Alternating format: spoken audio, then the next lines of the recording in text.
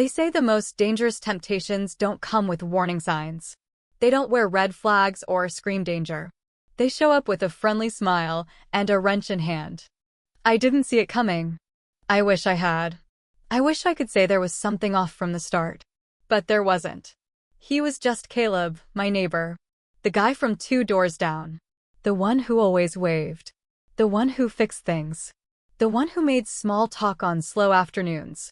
He offered to fix the sink. Just the sink. Because Eric kept forgetting. Kept putting it off. And I was tired of asking. Tired of waiting. Tired of being invisible. So I said yes. Just a quick fix. Just 30 minutes. That's what I told myself. But I should have known. I should have noticed the way he leaned against the doorframe when he finished. The way he looked at me, just a little too long. The way something in me stirred when he smiled.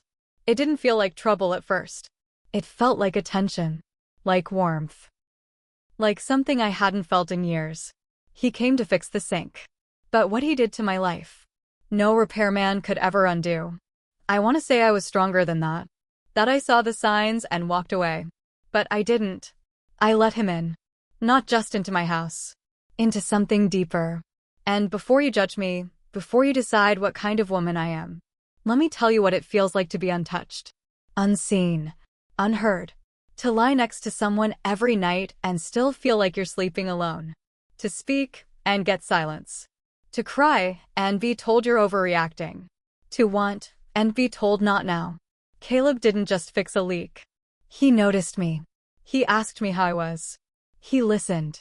And for a moment, I felt like I existed again. That feeling? That's what got me. Not the man. Not the muscles or the charm. It was the way he made me feel alive. And that's where it all started. If you've ever made one small decision that spun out of control. If you've ever crossed a line you swore you never would. If you've ever just wanted to feel seen, then maybe you'll understand. Subscribe to Heartfelt Tales Unfold. You won't want to miss what happens next. Because what started with a leaky sink led to the most irreversible choice of my life. And I'm still trying to clean up the mess. I've been married to Eric for 14 years. 14 long years. Some good, some just routine. He wasn't a bad man. Just busy. Focused. Always chasing the next goal. The next contract. The next deal. He used to hold me when he walked through the door. Kiss my forehead. Ask what I made for dinner like he couldn't wait to sit and talk. But somewhere along the way, the warmth faded. Now, he walks in still on a call. Barely looks up. Dinner's eaten in silence or in front of the news. Sometimes he leaves his plate half full and disappears into the office upstairs. No kiss. No touch. Just footsteps, fading up the stairs. I'm 38. And I've spent the last 5 years wondering if I'm still a woman. Or just a fixture in this house. A mother. A meal. A soft voice telling people where their socks are. We have 2 teenagers. They're in their own worlds now, school, friends, sports, TikTok. They come home, toss their bags on the floor, raid the fridge, and vanish to their rooms. I don't blame them. That's just how it is. So the house, it's quiet. Too quiet. And during the day, it's just me and the ticking clock. I fold laundry that no one notices. Vacuum floors that are just going to be dirty again tomorrow. Make tea, sit by the kitchen window, and wonder where I went. Not physically. I know where I am. But where did I go? The woman who used to laugh without thinking. The woman who used to feel wanted. Desired. Now, I look in the mirror and barely recognize her. The spark's gone from my eyes. My skin looks tired. I even stopped wearing lipstick. Because, who's looking? Eric doesn't notice. Hasn't for years. I try. I do. I ask about his day. I rub his shoulders. I leave notes in his briefcase. But eventually, when your efforts keep falling into silence, you stop trying. And that's the space Caleb walked into. Not the space in my house, but the space in me. He lives 2 doors down. Moved in about a year ago after his divorce. We didn't talk much at first, just friendly waves and nods across driveways. But everyone liked him. He helped old Mr. Jennings with his fence. Helped the Thompsons move a heavy couch. always fixing something. And one day, he saw me in the front yard struggling with a stubborn hose reel. He smiled, came over, and fixed it without a second thought. Just easy. We chatted. Nothing deep. Just weather, gardens, dogs. But he listened. He really listened. With full attention. Eye contact. And I remember going back inside and feeling lighter. It had been so long since someone looked at me like I mattered. Like what I said had weight. Like I was seen. It's wild how just 5 minutes of real attention can linger in your chest like perfume. After that, I'd see him more often. At the mailbox. Walking his dog. Sometimes he'd wave from his porch with a coffee in hand. Nothing inappropriate. Not then. But slowly, there was a rhythm to it. An unspoken comfort. Like we were both carrying something heavy, and without even realizing, we were starting to share the load. Then came the sink. A minor leak that Eric promised he'd fix. But weeks went by, and it just dripped, and dripped, and dripped. I brought it up again, and Eric sighed. Told me he was exhausted. That I could call someone if it bothered me so much. So I mentioned it in passing to Caleb. He offered before I even finished the sentence. Said he'd pop over the next afternoon and take a look. Said it wouldn't take long. I hesitated. I really did. But then I remembered how he made me feel that day in the yard. Seen. Light. And I said yes. It was just a sink. Just a neighbor helping out. That's what I told myself. But the truth? I think I wanted to see him. I think I wanted to feel that feeling again. Even if just for a few minutes. The house felt warmer when he was near. And the kitchen didn't feel so cold when he stood in it. I always sit in the kitchen with my tea. It's the quietest place in the house. The one room that holds all my silence. Where I've cried into dish towels and stared out the window wondering if this is all there is. But that day, when Caleb stood by the sink, sleeves rolled up, cracking jokes about my stubborn faucet, that kitchen came alive. And so did something in me. Not in a scandalous way. Not in some wild, forbidden fantasy. It was softer than that. Sadder, too. It felt like hope. Or maybe just the memory of it. And that's where it all began. The leak wasn't even serious at first. Just a slow, soft drip under the sink. Annoying more than anything. You wouldn't even hear it unless the house was quiet, which mine always is. Eric said he'd fix it. This weekend, he promised, without even looking up from his phone. But the weekend came and went. And the drip was still there. Every time I opened that cabinet, it felt like a reminder of how often I had to wait, of how many little things just didn't matter enough to fix. One morning, I was out front watering the plants and Caleb passed by. He made a joke about my stubborn garden hose, said he thought it had a vendetta against me. I laughed. A real laugh. And then I just casually mentioned the leak. I wasn't asking him to do anything. I wasn't hinting or fishing. It just slipped out, like a thought that had been sitting too long behind my teeth. He didn't miss a beat. Said, "You want me to take a look? Probably just a loose joint or worn washer." Then smiled. 30 minutes, tops. You shouldn't have to wait for weeks over something that simple. I opened my mouth to say no. To say, that's okay, Eric's got it. But I didn't. I hesitated. And in that hesitation, something cracked open. I nodded. Just once. And said, "Sure, if you really don't mind."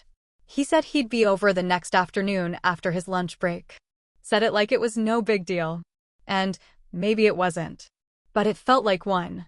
The next day, right on time, I heard a knock at the door. There he was, tool bag in one hand, coffee in the other. Same easy smile. Same quiet confidence. I let him in. Offered him water. Tried not to act like my heart was beating just a little faster than normal. He kneeled by the sink, tools clinking softly. Rolled up his sleeves. And I just stood there for a moment, unsure what to do with myself. So I made tea. Tried to busy my hands. He asked where I got the backsplash tiles. Said he liked the color, called it calming. Then he said the kitchen smelled amazing. Asked what I'd been cooking. I told him it was just leftover soup. He said, "Well, it smells like comfort." Then, He looked up at me, really looked, and said, "You've got a great smile. I don't think I've ever told you that." I froze. Just for a second. Just long enough to feel a wave rise in my chest that I didn't know what to do with. Because it had been years since anyone had told me that. Since anyone had looked at me, not through me, not past me, but at me. I smiled again, out of instinct.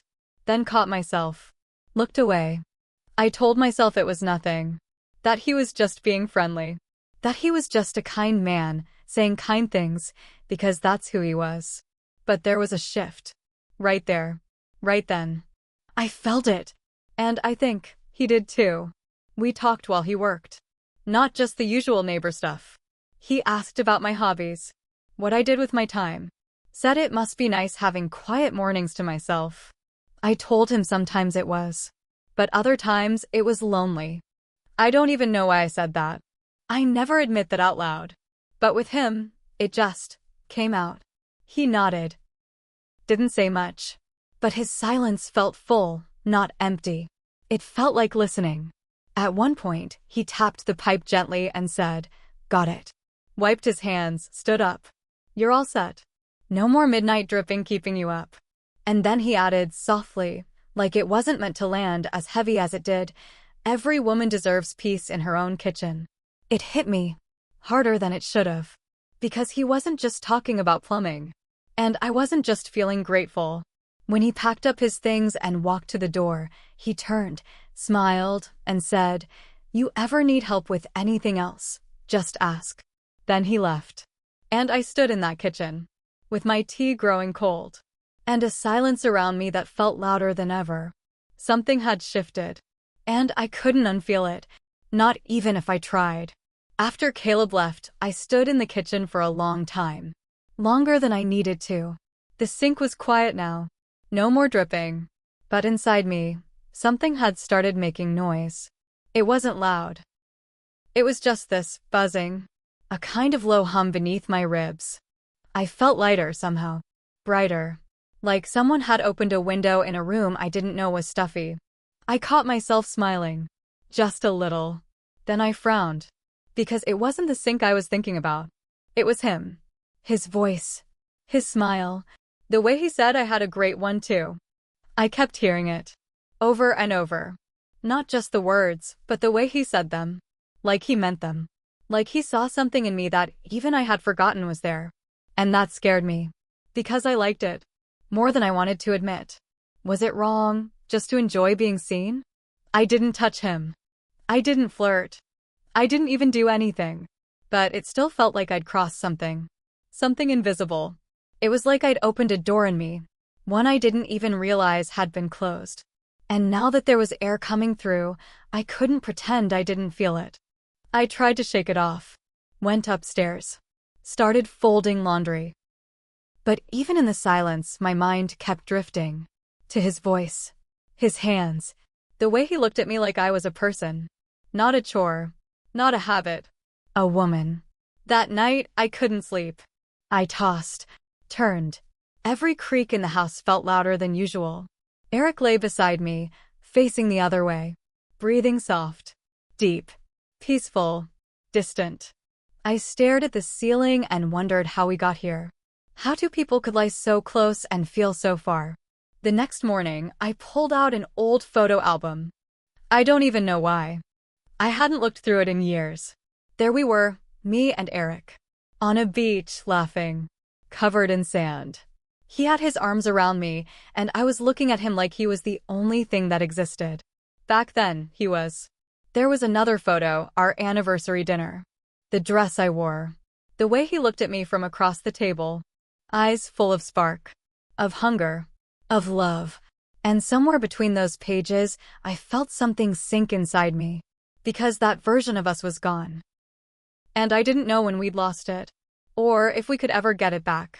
I thought about Caleb again. Not in a fantasy way. Not in a what-if kind of way. Just, in a why did this feel like the first real conversation I've had in months kind of way. I wasn't planning anything. God knows I wasn't looking for anything. But something had been opened. Something tender. Something quiet. And I didn't know how to close it. The next few days, I kept busy. Laundry, dishes, groceries, everything I usually do. But he was there, in the back of my mind. Every time I passed the sink, every time I made tea, every time I glanced out the kitchen window and saw his driveway. I hated that part of me. The part that was waiting. For what, I didn't know. Just the idea that maybe I'd run into him again. Maybe he'd smile. Ask how I was doing. Make me feel like me. I started wearing lipstick again. Nothing dramatic. Just a soft pink. The one I used to wear when Eric and I went out to dinner. It felt silly. But it also felt good. And that's when I realized. I missed feeling like a woman. Not just a mom. Not just a wife. Not just someone keeping the house from falling apart. A woman. And Caleb. Caleb reminded me she was still in there. I felt guilty for that. Really, I did. But I also felt alive. And that was the beginning of the real trouble. Because once you feel something wake up inside you, it doesn't just go back to sleep. He started stopping by more often. Always with a reason. A borrowed dish from the soup I sent over last week. A quick question about who he used for lawn care. One time, he offered to help when he saw me struggling with the garage door. It always started small. But the conversations got longer. The air between us felt different. Lighter. Warmer. There was laughter. Not loud or forced. Just soft, easy. Like exhaling after holding your breath too long. The kind of laughter that stays with you even after the door closes. And the eye contact. It lingered.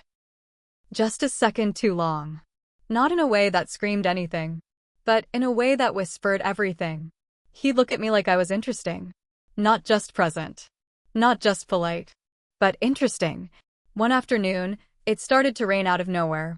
A sudden, heavy downpour.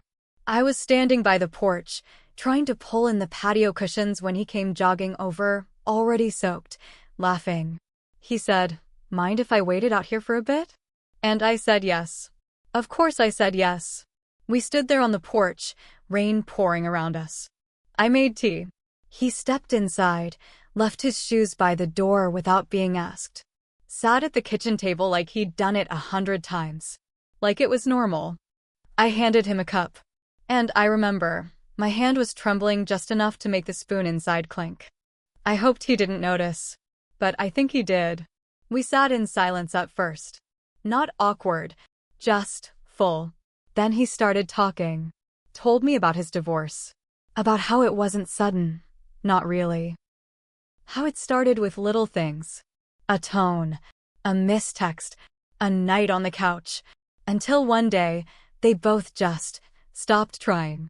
He said she stopped looking at him like he mattered. And eventually, he stopped looking at her at all. I don't know why, but hearing that made something swell in my chest. Not judgment.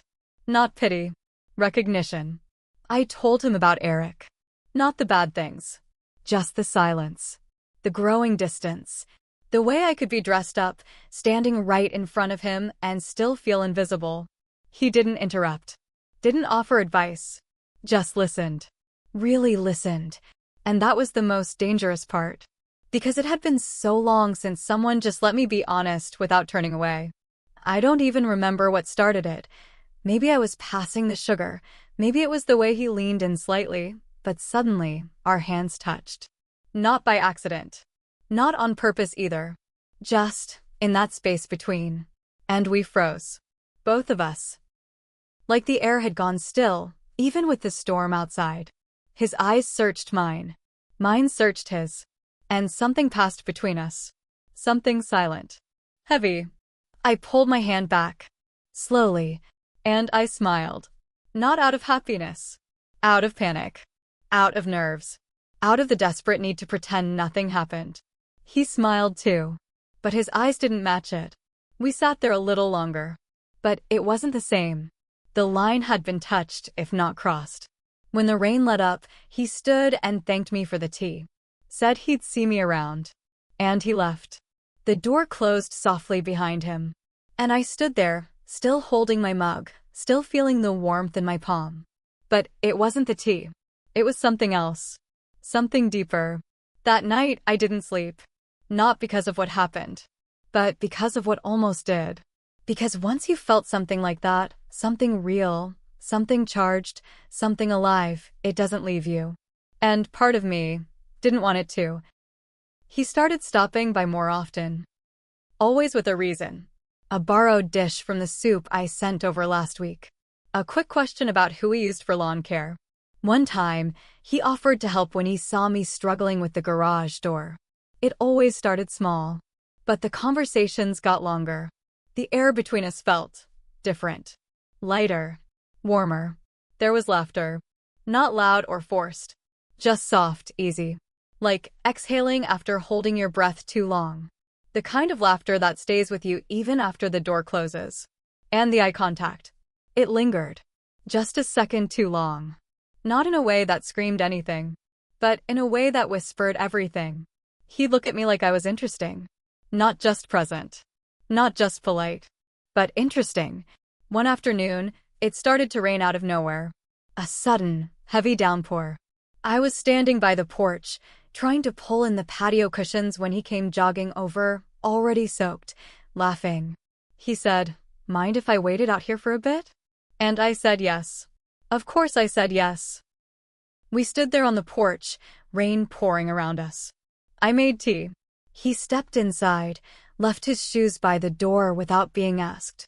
Sat at the kitchen table like he'd done it 100 times. Like it was normal. I handed him a cup. And I remember, my hand was trembling just enough to make the spoon inside clink. I hoped he didn't notice. But I think he did. We sat in silence at first. Not awkward, just full. Then he started talking. Told me about his divorce. About how it wasn't sudden. Not really. How it started with little things. A tone. A missed text. A night on the couch. Until one day, they both just stopped trying. He said she stopped looking at him like he mattered. And eventually, he stopped looking at her at all. I don't know why, but hearing that made something swell in my chest. Not judgment. Not pity. Recognition. I told him about Eric. Not the bad things. Just the silence. The growing distance. The way I could be dressed up, standing right in front of him, and still feel invisible. He didn't interrupt. Didn't offer advice. Just listened. Really listened. And that was the most dangerous part. Because it had been so long since someone just let me be honest without turning away. I don't even remember what started it. Maybe I was passing the sugar. Maybe it was the way he leaned in slightly. But suddenly, our hands touched. Not by accident. Not on purpose either. Just in that space between. And we froze. Both of us. Like the air had gone still, even with the storm outside. His eyes searched mine. Mine searched his. And something passed between us. Something silent. Heavy. I pulled my hand back. Slowly. And I smiled. Not out of happiness. Out of panic. Out of nerves. Out of the desperate need to pretend nothing happened. He smiled too. But his eyes didn't match it. We sat there a little longer. But it wasn't the same. The line had been touched, if not crossed. When the rain let up, he stood and thanked me for the tea. Said he'd see me around. And he left. The door closed softly behind him. And I stood there, still holding my mug, still feeling the warmth in my palm. But it wasn't the tea. It was something else. Something deeper. That night, I didn't sleep. Not because of what happened. But because of what almost did. Because once you felt something like that, something real, something charged, something alive, it doesn't leave you. And part of me didn't want it to. A few days passed. The weather stayed gray. The kind that settles into your bones and makes everything feel heavier. Eric told me he had a business trip coming up last minute. 2 nights in Chicago. Maybe 3. I nodded. Didn't ask questions. He barely kissed my cheek before he left. Just like that, I was alone again. The silence in the house felt different this time. Not peaceful. Not restful. Just waiting. It was late afternoon when I heard the knock. Not loud. Not rushed. Just familiar. I opened the door, and there he was. Caleb. Holding a small wrench and an apologetic smile. He said he thought he heard something odd coming from our dishwasher the last time he was over. Said it sounded like a belt was slipping. Did I want him to take a quick look? I could have said no. Should have, maybe. But I didn't. I stepped aside. Let him in. There was something in the air thick, like it was pressing against our skin. The same tension as that stormy afternoon. Only now it was louder. Heavier. More dangerous. I made tea again. Because that's what I do when I don't know what else to do. He knelt down by the dishwasher. Checked something. Tightened a couple things. Said it was probably nothing. But we both knew that wasn't why he came. I handed him the tea. Our fingers touched again. This time, it didn't feel accidental. It felt inevitable. We sat at the table. Like before. But everything had changed. The rain started again. Slow at first, then steady. I watched it trail down the window like fingers tracing the glass. We didn't say much. Just sipped. Then he looked at me. Not just at me. Into me. And quietly, carefully, he said, "Tell me to leave, and I will." My throat tightened. I could hear the rain. The clock ticking. My own heartbeat. But I couldn't speak. I didn't nod. I didn't shake my head. I just sat there. Not saying a word. And he knew. God help me, he knew. He stood up. Walked slowly around the table. Stopped in front of me. I looked up at him. And I didn't move. He reached out. Touched my cheek, barely. Like he was asking permission with his fingertips. And I leaned in. Not much. Just enough. That was all it took. It wasn't fast. It wasn't rough. It wasn't like anything I'd imagined. It was quiet. Almost reverent. Like we both knew we were about to do something we couldn't undo. But neither of us wanted to stop. His hands trembled slightly. So did mine. There was hesitation. Regret already hiding beneath the surface. But we didn't stop. We kissed. Soft. Slow. Like we were both trying to memorize the moment. There was no rush.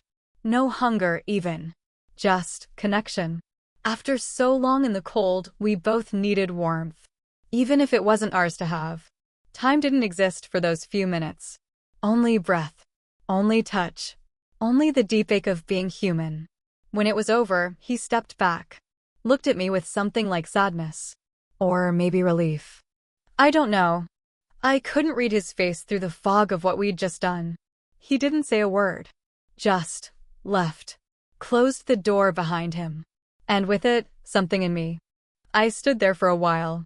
Frozen. Like if I moved, it would all become real. Eventually, I went upstairs. Took off my earrings. Washed my face. But I left the robe on. I sat on the bed. Still damp from the rain that had come in through the open window. And I stared at the sink from across the room. The same sink he'd fixed just days ago.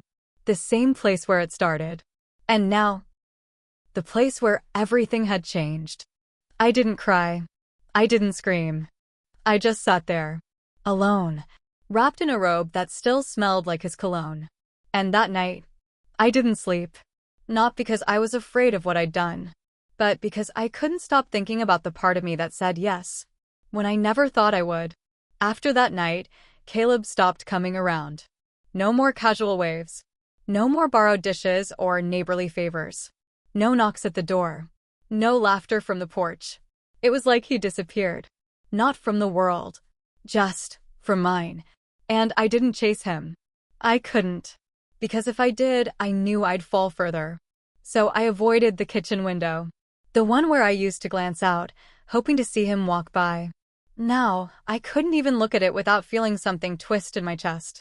Eric came back the next evening. Wheeled his suitcase inside, gave me a tired kiss on the cheek. Asked how things were. I said fine. He didn't notice anything was off. Or maybe he did, and just didn't want to ask. We had dinner that night, chicken and rice. He said it was good. But I had burned the rice. The kids didn't say anything. They barely noticed. Too busy scrolling, chewing, disappearing into their own routines. I could barely swallow mine. I kept busy the next few days. Tried to act normal. Tried to make sense of what I'd done. But everything felt wrong. Too loud. Too quiet. Too heavy. I overcooked dinner twice that week. Dropped a glass and didn't bother sweeping right away. Snapped at my daughter for leaving her shoes by the door. I apologized later, hugged her tight, longer than I needed to. She just said, "It's okay, Mom," and went back to her room. But it wasn't okay. None of it was. The sink worked perfectly now. Not a single drip. But I hated looking at it. It had become something else, not a sink. A reminder. A symbol of the moment everything cracked open inside me. And then, late one night, my phone buzzed. It was him. Just one text. "I'm sorry." 2 words. Simple. Direct. Crushing. I stared at the screen for what felt like forever. Typed out a reply. Deleted it. Typed another. Deleted that one too. My thumb hovered over the keyboard like it had its own heartbeat. I wanted to say me too. I wanted to say, "Why did you stop coming?" I wanted to say thank you. And I hate you. And I miss you. But I didn't send anything. I just sat there. Phone in hand, screen glowing, silence wrapping around me like a second skin. And then I hit delete. Not because I didn't care, but because I cared too much. And because answering him meant admitting it wasn't a mistake. That it was a choice. And I wasn't ready to face that yet. I turned off the phone. Left it on the counter. Walked up the stairs. And that night, I lay in bed next to Eric, who had already fallen asleep. His back turned. Breathing steady. As if nothing in the world had changed. But everything had. And the worst part? I couldn't tell anyone. Not a friend. Not a sister.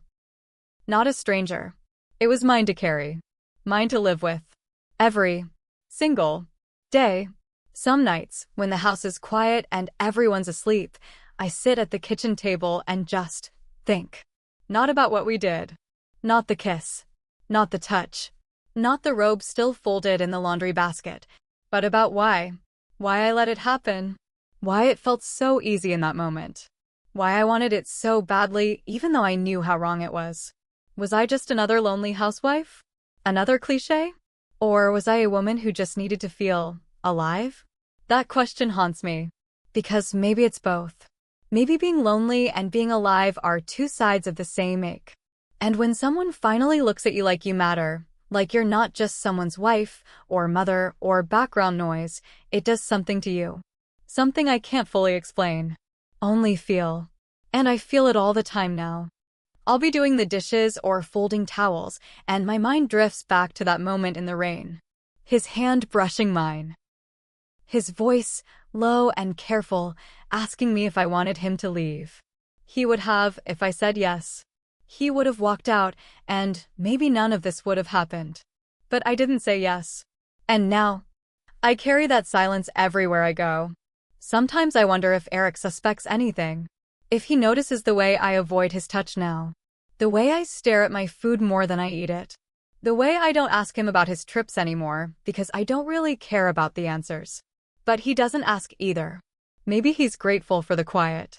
Or maybe he's just as numb as I am, and we're both pretending this marriage is still intact because it's easier than tearing it down. Sometimes I wonder if it ever really was love. Or just convenience. Momentum. Habit. We were so young when we started. So eager to build something. And we did. A house. A family. A routine. But somewhere along the way, the us part got lost. Now we just coexist. He pays the bills. I make the meals. We talk, but never deeply. We sleep in the same bed, but in different worlds. And in that space, I started fading. Caleb didn't save me. He didn't fix anything, really. But he noticed. He saw the part of me that had been starving for years. And he fed it, even if just for a moment. I still think about him. Not in a romantic way. Not even in a guilty way. Just in a real way. Because he's tied to this chapter of me now. The part one didn't know existed until it came rushing out. One afternoon, I saw him outside. He was trimming the hedge by his front walk. Sweat on his forehead. Headphones in. I stood behind the curtain. Watched him for a minute. He never looked up. And in that moment, I realized he wasn't mine. He never really was. And maybe I was never his either. We were just two people who crossed paths in the middle of our own heartbreak. And for a moment, we made each other feel less alone. But the ache he left behind? It's different than the one I had before. Before, I was empty. Now, I'm cracked open. He fixed the sink. But what he left broken in me still leaks every day. And no one sees it. Not Eric. Not the kids. Not the friends I smile at in grocery aisles. Only me. I live with it. I breathe with it. I carry it in the quiet. And I don't know if I'll ever feel whole again. Have you ever done something you swore you'd never do? Not out of impulse. Not out of recklessness. But out of need. Out of silence. Out of longing. Out of that desperate ache just to feel alive? Because that's what happened to me. And now I live in the in-between, between what was and what can never be again. Between the version of myself I knew and the one I discovered, then lost in a single, quiet storm. So I'm asking you, was I wrong? Or was I just human? Let me know in the comments. Be honest. Be kind. Be raw, if you want to be. Because stories like mine don't get told at dinner parties. They live in whispers. In journals. In midnight thoughts we're too ashamed to say out loud. But they matter. We matter. Even the broken parts. And if this story moved something in you, if it stirred an old ache or a buried memory, if it made you feel seen or just a little less alone, then subscribe to Heartfelt Tales Unfold. There's more to come. More stories that cut deep into the heart. Because life isn't black and white. It's all the messy, complicated shades in between. And now I know that sometimes the most dangerous temptations don't shout. They whisper. They come dressed as kindness, as attention, as a neighbor with a wrench and a smile. And it's in those quiet moments, those split seconds where your soul feels more awake than it has in years, that everything can change. Forever. I stand in the kitchen sometimes, tea cooling on the counter, sunlight filtering through the blinds like soft forgiveness. And I listen, even though the sink is fixed. I swear I still hear a drip. Faint. Steady. Like something in me, still leaking. And maybe it always will.